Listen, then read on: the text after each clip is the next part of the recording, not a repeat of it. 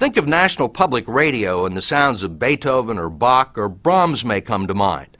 But strangely enough, the network's top performers are not those venerable gentlemen, but are a couple of grease monkeys from Boston. Every weekend, Tom and Ray Magliozzi, who bill themselves as Click and Clack, the Tappet brothers, take to the airwaves and hold forth on the imprecise art of automotive repair. But what's turned Tom and Ray into a cult hit over their 18 years on the air isn't just the mechanical information. It's their take on how cars affect American lives and loves and values. Hit it. Hello and welcome to Car Talk on National Public Radio with us, Click and Clack, the Tappet brothers.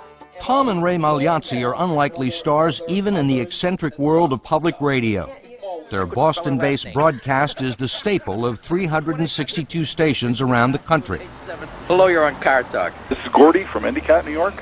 Gordy. And every month, some 30,000 listeners call their NPR 800 number trying to tap their automotive expertise. So what's up, Gordy?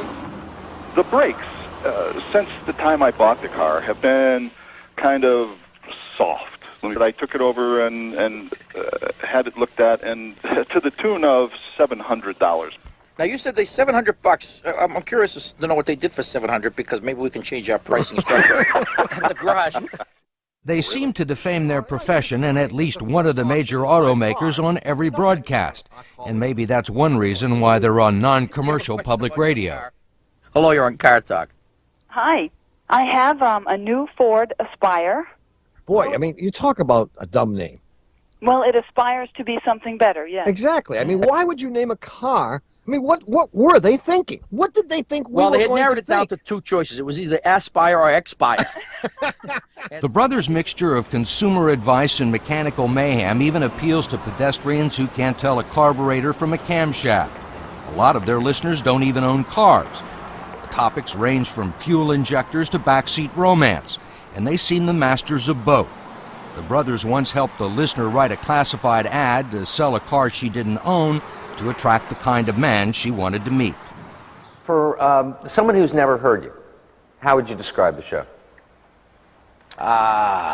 It's a little bit about cars. And the rest is who knows. If the Magliozzis aren't your average radio announcers, they're not your average grease monkeys either. After all, it's not every day that you find a couple of mechanics with degrees from the Massachusetts Institute of Technology. So how did a couple of MIT graduates end up in the auto repair business? We thought we were going to make $1 million. The fact is they couldn't even afford to advertise, so they volunteered to appear on a public radio show as a way to get some free publicity. Their brotherly bickering and Groucho goes to the garage routines have been going on ever since.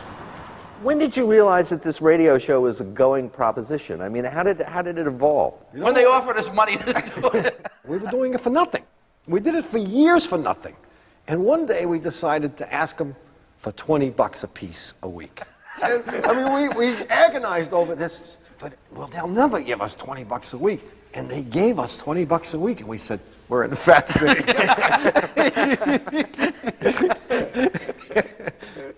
And this was after how many years? About 5, I think. That's how stupid we are. And then the next year, buoyed by the success, we went in and asked for a $5 a week raise. And we were refused. That's each. Today, the Magliozzi automobile empire operates from offices high above Harvard Square. Besides the radio show, they've written a book, and there's a twice-weekly newspaper column. All of it run out of their fictional law firm of Dewey, Cheatham, and Howe. So if you've been doing this almost 20 years, 18 years, I mean, has it evolved? Has it changed? It's changed a lot. I mean, when we first started, we didn't know what we were doing. Actually, we don't know what we're doing. What has changed is the people who call us. There were lots of people who used to work on their own cars. So the people who called us in those days were people who were like out in the driveway. I'm adjusting the valves on my 63 Dodge Dynamo. Should I do it hot or cold? And what's the clearance on the intake valve? But life has changed a lot over the last 2 decades, and those kinds of calls have all but disappeared. Most people don't work on their own cars anymore. They're just too complicated. About the only things that haven't changed, they say, are the doors and windows. The glass hasn't changed Actually, much. rear-view mirrors are now high-tech. You used to be able to just reach out and move the mirror, but now you got to find a button and press all that. So I guess that's changed. Everything is changing. So But even it's if you tougher. want to fix things now, you can't even find the thing to fix. You need a computer to tell you where it is. Sad, isn't it? People used to talk about Americans' love affair with their automobiles. Is that love affair still going on? Is it changed at all? Gee, I don't think there's much to be in love with anymore. What a thrill to take the wheel of a rocket Oldsmobile. The Magliozzis miss the romance that once came as standard equipment on American automobiles. I remember when I was a kid, you could identify every single car. I mean, a car would drive in the streets. There's a 56 Ford, there's a 59 Chevy. I work on cars every day, and I can't tell them apart. I mean, I don't know what is this thing we're leaning on here. It's a 63 Dodge Dart. It's an 87 Jelly Bean. I mean, they all look the same. Look around your neighborhood. How often do you see someone out there polishing his car? I mean, hardly ever. I mean, when people were in love with their cars, they caressed them all the time. And now you can hardly get anyone to vacuum the car. No one cares. Is that because they all look the same? Maybe. I mean, there's no individuality anymore. What's changed? Have the cars changed or have we changed? I mean, the fact that we're not out there polishing them. How should we know? We're a couple of grease monkeys. You, Go ask God, if you Robert guys Krulwich. had to restrict your conversations to things you knew about, That'd be the end We've of been it. off the air 15 years ago. If you accept the notion that cars are a reflection of the people who drive them, what might you ask do the Magliozzis drive? Get this now. An 87 Dodge Colt Vista. When I saw that brown 87 Colt Vista, With the smoke pouring out the tailpipe. He said, that baby's for me. what are you driving? 63 Dodge Dart convertible. Black. none of his family members will ride in the car. The only one that will ride with him is the dog. And he has to tie a pork chop around his neck to get the dog to get into the car with him. While Ray still runs the garage, older brother Tom teaches marketing and runs a consulting business. Although he test drives all the sleekest new models, he says he'd rather drive his $2,000 Dart. A 500 SL Mercedes, it costs you $92,000. Now, can that possibly be $90,000 better than this? This is good enough. I have to say, this car rides really well. Sure, it's good enough. Doesn't seem to be burning any oil. Doesn't burn on any oil. Not a drop. He doesn't keep any in it. Right I low. don't use oil. You talk about this car like it's a family member, is it? Oh, it's a friend. I would say a close friend. It's like the black sheep of the family. The Tappet brothers don't believe in buying new cars. A waste of money, they say.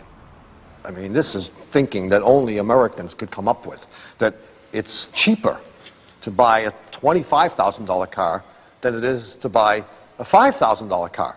I mean, someone said to me the other day, I have a car, it's 3 years old, and it's worth about $15,000, and I think I should trade it in now while it's still worth something. I mean, what kind of logic is this? If it's still worth something, keep driving it. I mean, why should you trade it in? Accountants start talking about things like depreciation. Who cares about depreciation? You got a car, it runs, you like it, you drive it forever. What the brothers don't like are obnoxious drivers. Young women in Camaros are a favorite target. They're too aggressive, they say, and almost all of them, it seems, are named Donna. Then there's BMW drivers. BMW drivers are classic BMW drivers. I mean, they're all the same. Why? That's it. Oh, because they're animals. They're always in a hurry. They always have to, I mean, they drive on the sidewalk. They'll do anything to get ahead. I mean, they're like, bring me to Wall Street, zip me ahead. I just want to be in front of everybody. I don't care who the hell is in my way. Boom! I don't think there's any other profile that matches as well with the car and the driver as BMW. Well, Cadillac had the guys with the white belts and the white shoes. That was, Yeah. yeah. And they have to sit like this when they drive. I think they're one of our sponsors. Go ahead. Now you know why we're not on television. What about four-wheel drive cars? Why Testosterone why poisoning. this explosion? Huh? It's all testosterone poisoning. What do you mean? Four-wheel drives are kind of macho, and it gives you that feeling of invulnerability that no matter what happens weather-wise, no matter how much it snows or how bad the mudslides are, you can go out in your four-wheel drive, even if you have no place to go. It's not just weather, though. I mean, if there's traffic, you drive right over it. They think they can do this. They're nuts. Twinkies, great. They prepare their broadcast, if you can call it that, by loading up on junk food. There's no script, as if we had to tell you.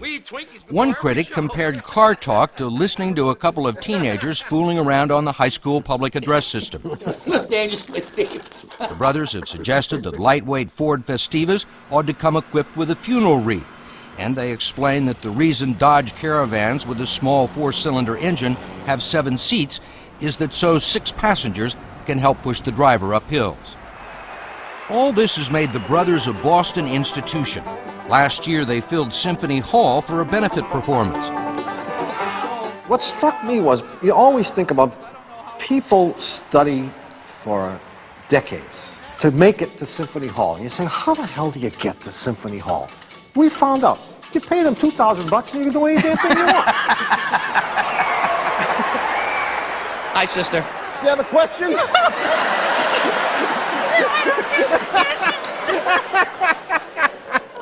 All right, I'll keep it clean. It's a family show. The car I use is very important to me. Yeah. And I'm wondering what I should be doing now to ensure that I'll meet it in heaven. And who better to ask than you two? What kind of a car is it? 1991 Tercel, a beautiful blue. I'm tempted to tell the little joke that my father told me last night. He'll be embarrassed, but he did tell me. A soul is... Oh, you can't tell this. I can't? No. Are you sure? No. Sister, you must change your oil every 3,000 miles. Changing your oil is just one of the list of things the brothers like to remind their listeners. Other wise words: pick the garage with the lowest overhead, never buy a model during its first year of production, and never ever buy a French car unless you live in France. Hello, you're on Car Talk. Hi, how are you guys today? Great, who's this? I'm Donna. I'm calling from Baltimore. Donna. Problems with the Camaro, huh? Most people don't have a great opinion of people who run auto shops and garages. That's true. They're right up there with politicians and journalists. How do you know if you've got a good mechanic? By the size of his boat.